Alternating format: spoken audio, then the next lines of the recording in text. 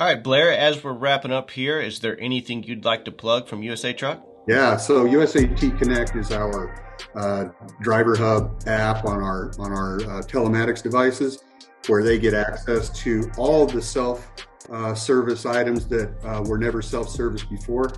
And in fact, one of the new items that's going on to that here in the next probably 15 to 30 days is going to be the ability for them to adjust their own fuel routes without having to call into a dispatch. So, I mean, we're just continually doing everything to take all the friction out of the business for them so that they can do their jobs.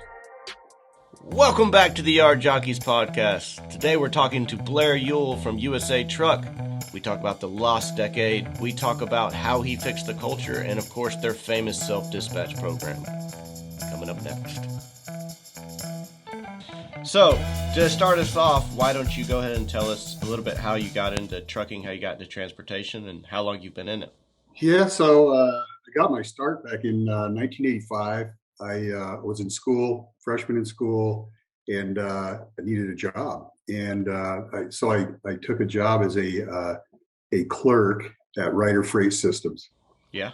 working the night shift of all things. And really, my job was to answer phone calls from drivers and help them assist them with fuel and or comm checks as they needed them for lumping services, etc. So it just was a really fast-paced environment. I loved it, and I thought, man, I could do this. I mean, this is a good career path. So Right. I spent a lot of time kind of talking to some of the people that were veterans in the industry and started looking to them for mentorship and just started growing my career from there. So much so, to be honest, I didn't even finish school. I mean, I dove right in, so I've been doing it for 37 years now. I've had the opportunity to work with some of the greater, I guess, legacy founders in business. I spent about 10 years with Dick Simon Trucking, who later became Central Refrigerated, Oh, okay. which Yeah. was part of the Swift network. I was at Swift for 13 years, and I've been doing turnaround projects since I left Swift. So um, decided when I came to USA Truck that this would be my last destination. Okay. We've put a lot of effort into USA Truck, and we've really enjoyed it. Now, I was reading some articles in CCJ about USA Truck, and when you got there, what I read was they had called the previous decade the lost decade. Can you Correct. tell us a little bit about what that meant and what the challenges were when you got there? Yeah, so I'll try to summarize the lost decade with uh, the fact that the industry was changing and they were not. Their network was in disarray. There was a lot of old school thought around how to operate the business. There was a lot of strife with the founder and the stock market. And so when the board released Bob Powell from service at the company, he then spitefully sold off all of his shares to another large carrier. And so there was just a lot of turmoil that you can't lose for 10 years and have a very good view of yourself or your work that you're doing. So our main job was to just come in and reset the culture. So, if you come in and you see, I mean, you kind of say culture, but was there something specifically when you come in and you see that there's that much to deal with? What was your first thought or what was your first point of attack on where to fix things? So I used my first 90 days to kind of ferret out all of the issues. And then I evaluated them and I put them into, what's high impact, hard to do, what's, easy to do with higher impact. And then you start to kind of put things in an order of how you would attack them. Our main issues when I arrived were our driver turnover was like 150%. Our network was a complete train wreck. And we had very low morale. People were tired of losing. In fact, I think they actually expected to lose, and so it's really hard to motivate that kind of thought. So that the biggest thing to work on for me, I think, was the culture, because a lot of people that are engaged and rowing in the same direction can accomplish a lot, right? So I needed them to be able to accomplish that. So I read a book one time by, it was Vince Lombardi's nephew or I can't remember, but he is the guy that worked with Bill Belichick to create the current system of how they grade players in the NFL. He works with Bill Walsh. He's worked with Nick Saban some. And the biggest takeaway I took from the book, he said that the number one job of a head coach is to set and set the culture and then hold everyone accountable to it. Would you agree with that idea? I 100% agree with that. Absolutely. Well, our culture is, we have our guiding principles, and one of them is accountability. And we have probably spent more time teaching people how to productively use accountability. I think people think accountability is a negative word. Right. Yeah, go into that a little bit. Yeah. You have to hold yourself accountable to the good and the bad, but you also have to help hold others accountable. And I think that was probably the biggest part of the culture, was that they would kind of talk behind each other's back, but they wouldn't go straight to a person and have an adult conversation kind of thing. So we've made so much improvement in that area.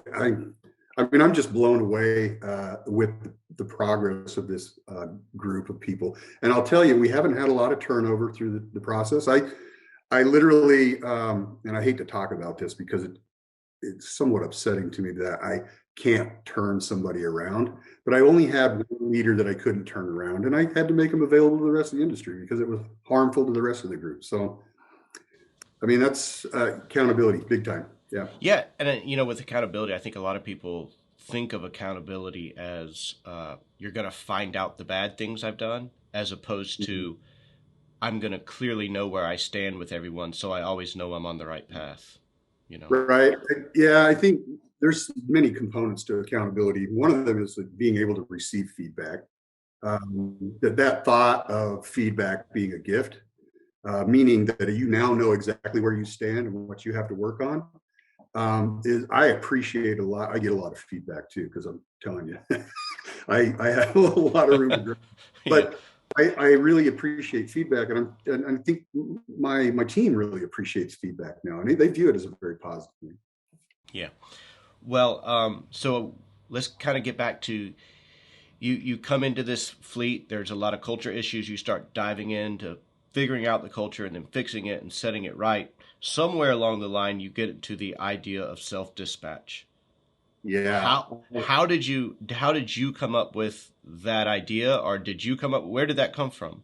So it really it grew out of our attempts to continue to distance ourselves from the ABC type laws, where treating an owner operator as an employee. At that point in time, we had been, basically assigning them to driver managers who then planned them and then, dispatched them. We did not have the degree of separation that we felt like we needed. And I don't think that the independent contractors really had a sense of being truly their own business either, so they're just kind of stuck in this company driver mentality. So we created the load board, and initially we created it so they could just pick whatever loads they wanted to in our network. It evolved from there, and I remember two of my team members came in and talked to me one day, and they said, "Hey, we'd like to experiment with this load board for company drivers." And I was like, "Okay, let's take 30 trucks, let's do it, let's see what pitfalls are there. It can't hurt." And man, it was wildly successful. We put one of our very best, brightest graduates fresh out of school to do the coordination, and then we guided that person so that they could understand maybe some of the nuances that they hadn't had experience with yet. And then it just kind of grew, and I'm like, well, let's look at the metrics now. What are these guys doing that we aren't doing as driver managers to the traditional setup? Their turnover was lower, their production was higher, the drivers were happier, their home time was more predictable, and I think they saw a work-life balance coming out of that. And then I learned something I really didn't appreciate until speaking with some of these drivers. They're like, "Hey, sometimes I'm just tired. Like, do you ever wake up and you're just tired?" Yeah. You're like, "Man, I need a day. I just need a day." Well, Right. these guys have the ability to take, what I'll call a mental health day, or, just refuel. And so I think that's just where we started going down the path of, man, we got to make choices for drivers. They've got to give them choices, but we've got to give them work-life balance. We've got to give them the opportunity to feel like a part of something bigger. And it's really worked well. Well, how hard of that, we talk about, owner operators picking their own, loads. That's not crazy, but when you start talking about company drivers picking their own loads, was that difficult to get everyone on board at the company? Was there a lot of pushback or? No, there wasn't any pushback at all. I think if I had any pushback, it was just maybe from some concerned sales folks wondering how would we manage our committed service levels on particular customers. We answered that question with, we defined our network so tight Yeah, and with so much density that they're going to take this load or that load. They're within of each other, and it's our primary customers that we're servicing. So, although it was a concern, it ended up not being a major issue. Now, I'll tell you, we do have a group of drivers that are not qualified, in our opinion, to be load board drivers. They're brand new, they're in their first year, or maybe in their second year, or their production hasn't been where it needed to be, et cetera. We use those guys to, first of all, we maximize their revenue and miles and all that. None of that has changed, but we can use them to kind of clean up those service issues where maybe a load wasn't selected that it needs to go. so you implement this program, and obviously you talked about turnover being as bad as 150% at one point. Mm-hmm. What have been the metrics that you have seen from implementing this program? I would say over 100% improvement in driver turnover. Wow, that's, Yeah. that's that's pretty huge. And I imagine it's not just the program. I'm sure the culture change had a big effect on that. But There are a lot of things that we're doing in our culture. For so many years, our industry has just gotten this wrong. They've marginalized the driver. We cared about this before the supply chain issues, but it's really starting to bear fruit now. But like, they marginalize the driver. They don't, haven't treated them humanely in many cases. And we've just been on this march of like, we're going to give them new experiences that change their beliefs, that drive different actions from them. And then we get different results from it. So, yeah, was that um, always a belief of yours, or is that something like because you've been in the industry for 37 years? So was that always a belief of yours that you've kind of been growing towards, or how did you kind of come to that conclusion? yeah, no, I have. So I was raised in a way, I was raised in kind of a service culture, Right. and it's always been with me. But however, you're kind of the one sticking out that shouldn't be when you try to provide those levels of service. Right. Like 20 years ago, I'm talking, when drivers are just drivers and you're going to take this load because I told you to, and but I've never had that approach with people, whether in the office or a driver or anybody for that matter. So I think part of that in me is rubbing off on my team, but I think inherently people just want to be good to people. They just need to be given permission. Yeah, we do a lot of driver surveys, and one of the anecdotes that we talk about different stories and anecdotes that come from them. One of them was the a dispatcher told a driver, "It's not my job to make you happy. It's my job to just not piss you off enough that you quit." Right. It's like, oh, okay, that sets the tone for the relationship there. Right. Well, you figure that the most of the feedback that they're hearing all day long is either from an account manager, a salesperson, a planner, somebody whose motivation is to take care of a different customer. The driver manager is somehow torn in between safety initiatives, sales initiatives, and taking care of their customer, which is the driver. Right, And right. it's a precarious position to be in at best. And so I've taken a lot of those duties off of them so that the only interaction that they're having with that driver is managing through their personal issues. And it's really improved the relationships that they have with their drivers. Okay. I want to ask you about an idea that I had, and you can tell me it's crazy or stupid, and maybe we cut all of this. But so, in the business realm, most Fortune 500 companies use what they call Net Promoter Score or NPS, Hmm. which is all based on the idea of would you recommend this brand or company to another person? Right. And so when I was thinking about that, I was like, well, fleets have referral rate, which is would a driver recommend this to another person? Right. And so I was like, well, couldn't you just track referral rate almost as an NPS score for driver? I guess driver sentiment. And so but then I was talking to some of the people that know the trucking world a little better around here, and they said, well, you have a confounding fact in there that we pay people for referrals.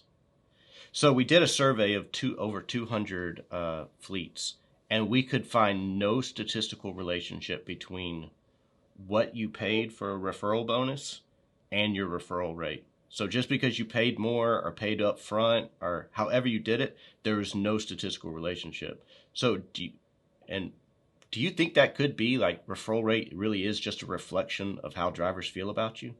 Yeah, I do. As I started thinking through your question as you were asking it, and I wasn't thinking about it as a means to respond, but I was just kind of like noodling on it. And I was like, there are lots of interactions I've had with vendors, Yeah. and if they wanted to promise me a free Big Mac, and we'll just use that Yeah. as the item, to refer people to their restaurant, like that's not really motivating for me, Yeah. you know. But if I went there and it was the best dang thing I'd ever had, I tell all kinds of people. So I think that the referral bonus is not a motivator. I think it's great that they get it, but they remember they've got to talk to this person again. Like, why Right. would they refer them into something they don't wholeheartedly believe in?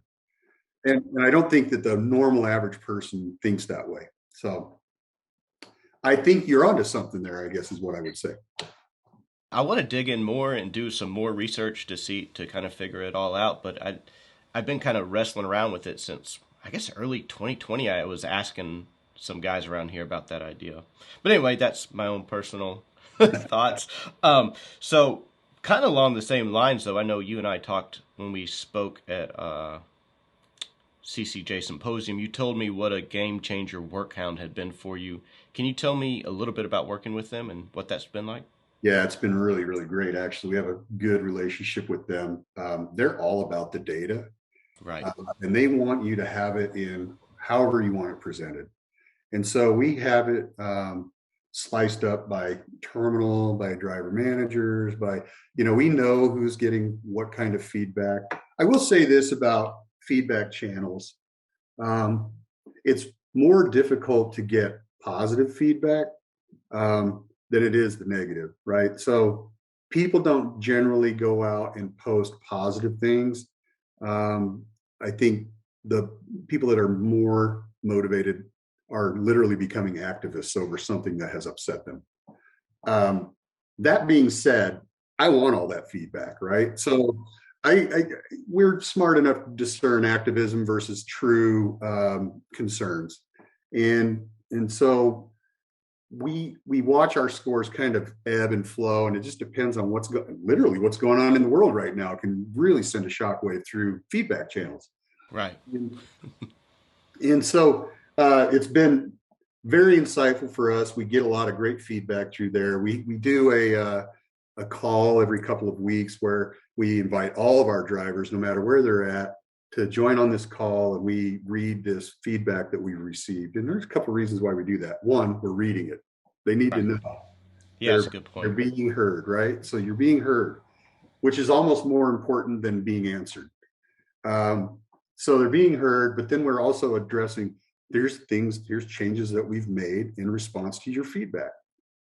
And I think there's always going to be unsavory things about our industry. It just is what it is on the Right. outside of the walls. I can't control traffic. I can't control Right. urban regulations. I can't even control shippers. And a lot of times we give them feedback, but they're so slow to move on things too. So But just knowing that we feel their pain and we're there with them, I think has made a huge difference. Well, I think that's pretty much everything I wanted to cover. Is there anything you would want to say in closing, or? Well, like I said, we're embarking and have been, we've been on this mission for a while of changing the way the driver experience happens at USA Truck. I'd love to help the rest of the industry change the way the driver experience happens, because we all need more drivers. Yeah. I'm happy to say I've heard all the nightmarish stories from a lot of the other carriers about their, driver need woes and the empty trucks. And I've been thankful that, we have not had that issue here. We're seemingly keeping up with our retention. And so I would say that there's something to the culture, and people need to pay attention to it, because it's why they're not attracted to our industry. They hear all the bad stories about, forced dispatch, or being yelled at, or, not getting their payroll correct, or not being able to get home. And so we really like to spend a lot of time on the culture. In fact, we're kicking off a major corporate-wide endeavor in April that we think is going to be a game changer for our culture. Oh, cool. We'll have to have you back on to hear about that one. Sure, be happy to do it. Well, I think that about covers everything for me. I really appreciate you taking the time to talk to us today. Awesome. Thank you.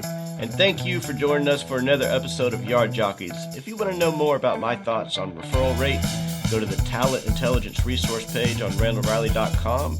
You can find that, and also the episode with Katie Love from Hound.